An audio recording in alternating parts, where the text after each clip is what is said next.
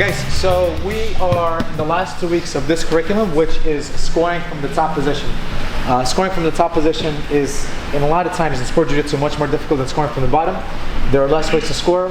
Mostly it's different types of guard passes, or taking the back off of a guard pass, or forcing the person to turtle and then taking the back off, usually from a guard pass, right? So does anybody want to be the Uke today? Anybody want to be on YouTube today?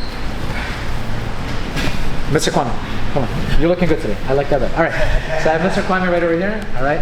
Nice. So he's going to be here. We're going to discuss 3 different butterfly variations, guys. So the 3 different butterfly variations we're going to discuss, they all look kind of similar. All right. But we're going to differentiate the 3. It's going to be when he has just like a loose butterfly. He has one side.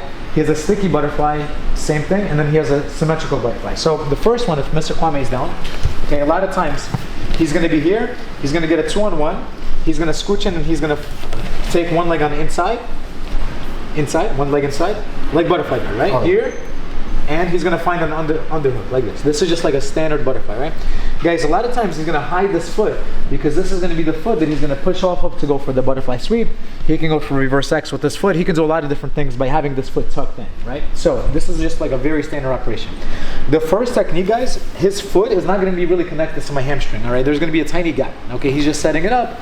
There's still a little bit of a disconnect, and I'm going to be able to work. Number 2 is going to look identical, but he's going to have a sticky hook. Now this hook is already alive, all right? So this and this foot being relaxed, is going to be the 2 different things, all right? So it looks very similar, but it's 2 different positions. Guys, again, for the newer students, whatever butterfly hook he has, that's going to be the same side of his underhook, okay? So as soon as we're here, all right, and I'm on my knees, I'm going to be on my toes. This is very important. Mr. Kwame gets a 2-on-1, he scooches in. I gotta go already. As he gets his underhook, my hand with my fingers pointing down towards the ceiling are gonna go right by his knee. Other hand is gonna be right by his hip. So for the first technique, guys, I wanna hollow my body. I wanna make my body like a letter C, okay?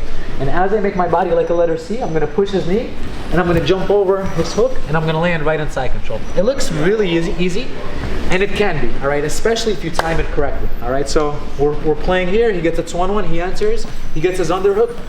I hop over, and I'm able to get a really easy guard pass just from the get-go. Sometimes you're gonna feel like you're gonna need to do a little hip switch as well, all right? You're gonna feel it, all right? So sometimes when they do this, they answer, right? They start to go for underhook, hip, and knee. Sometimes, Joey, I'm gonna do a little hip switch, and then I'm gonna bring my knees nice and snug to my training partner, and I'll be able to get my pass, all right? Really, really simple. But you can surprise a lot of people with this pass as well, all right? Especially when there's a little bit of a disconnect, okay? Move number 2 is going to be same exact thing. He gets a 2-on-1, he scooches in, but this time I feel a connection on my hamstring, all right? So if I try to jump Danny, he can load me up, he can sweep me off of my jump, right? So I feel like there's a connection. Same thing, same hip, same knee, but this time, look at my right leg, guys. I'm gonna cock it back, and this little triangle here is where I'm gonna bring my knee through.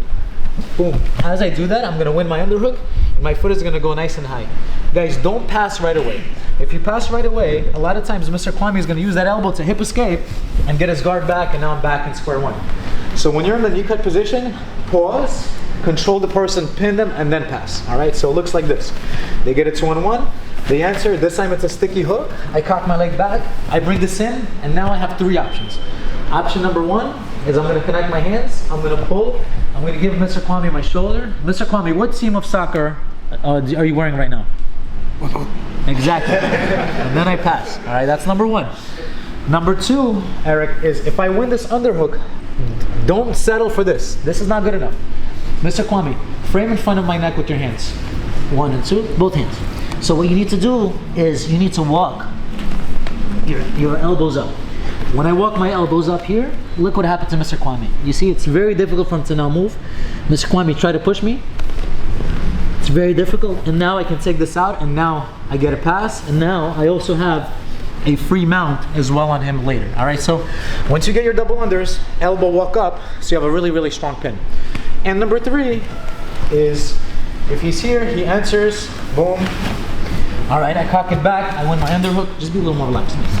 I'm gonna take the tricep, because this is gonna be the arm that he's gonna be hip escaping with. So you can grab the tricep, pull it up, and then when you get a pass, he no longer has this frame, and then he's gonna be in a very vulnerable position. So you have 3 options, either the neck, double unders, or control that arm, so he can't use it to elbow and hip escape out, and you'll be able to get the pass, all right? So feel it out.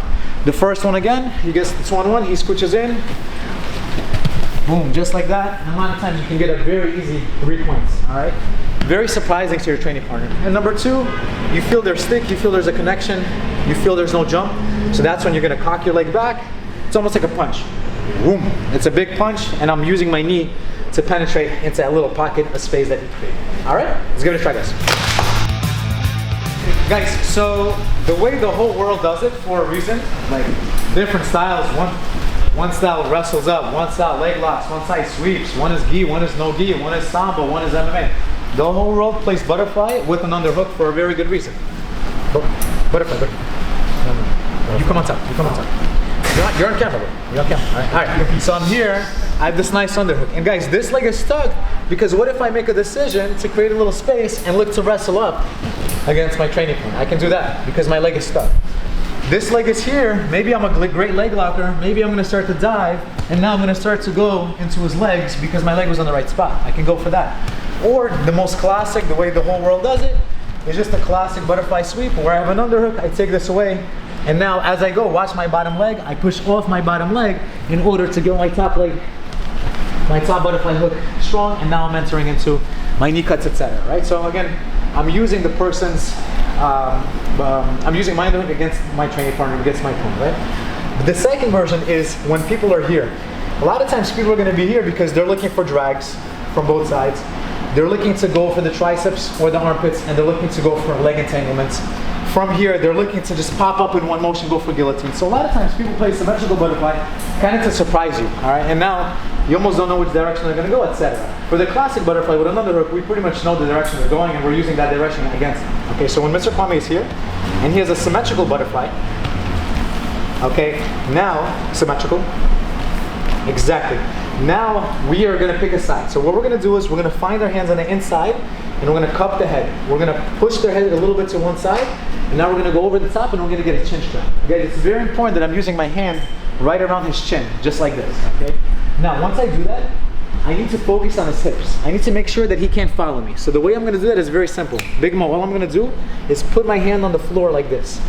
If I can put my hand here, that means this hip is no longer going to be able to follow me. Okay. And now look, I'm going to tripod to my toes, and I'm going to circle towards his head. Mr. Kwame, follow me with your legs. He can't because my arm is in the way. Once I get to about this position, like a 45, almost a 90, I'm going to grab Mr. Kwame's hip, and I'm going to circle, and I'm going to spin him. And as I spin him, I'm going to go chest to chest with him. Guys, from here, once I establish this position, I'm able to get my 3 points. If you want, you can also later get submissions on them. But for now, release their head, get a cross face, and I'll park nice and close, and win your side control position. All right? So again, Mr. Kwame, he's on top. All right, we're hand fighting here. I bring my hands on the inside, I cup, and I go for a chin strap. Hand goes on the floor, I go up onto my toes, I circle a little bit, I grab his hip, and I look how I'm gonna spin him away from me as I turn my hips, and I make myself nice and big on the landing. Mr. Kwame, try to move around, try to escape. He's pretty stuck.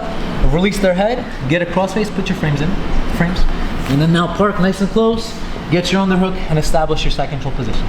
Guys, the curriculum for this week is scoring from the top, so this is a way to score 3 points. But this is a great way to submit your training partner too, for those of us that like one-arm guillotines and those of us that like darces. So let me explain both. So a lot of times, all right, this is just for the few people in the class, all right. So I'm here, I get my position 1, I step, I circle, I go here. If I can win my underhook early and keep that chin strap, Eric, if I grab his shoulder, if I can separate Mr. Kwame's chin from his shoulder, this is a one-handed guillotine. This is a very strong position. Is it a neck crank? A little bit, yes. It's a neck crank, it's a 2-for-1 special. Separate their chin from the shoulder, you get the tap. Other times, I'm gonna kind of let them off the hook and I'm gonna pull them to the side, keeping the chin strap. And now I'm gonna switch just to pull them in, just to start to go for my darces too. So with that chin strap, you always have control over their head. If you really like darces, you could always figure out how to put them in a little on the side and then now adjust and get your darce position. Okay, really strong. If you want to get more points, let's have more points. So sometimes off that chin strap, I'm going to turn my hips and I'm going to use that just to step over and get mount. He's preoccupied by defending the choke. He's thinking about the neck. Let him think about that. Mount a lot of times is going to be open.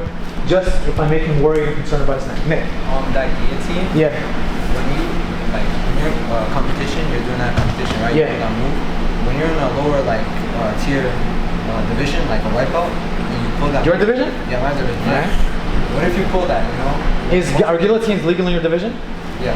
Then it's legal. If it's a guillotine. But it was kind of like, you said like a neck crank. What if the ref like... No, because the rules state if there's something, in this hand it's my wrist, if there's something separating Mr. Kwame's chin from his chest, if there's something there, it's not going to be a neck crank. Mr. Rahmi, go on your back for me real quick. Neck cranks are anything that don't separate, there's nothing here. So this is a neck crank, for example, because there's nothing separating his chin from his neck. But that, although it's a little bit rude, like I'll be careful doing this in class especially, but in the tournament it's a one-handed guillotine. It should be scored as a choke. Okay, you'll be okay. And if not, I'll be in your corner arguing with the referees. All right, cool. Let's go.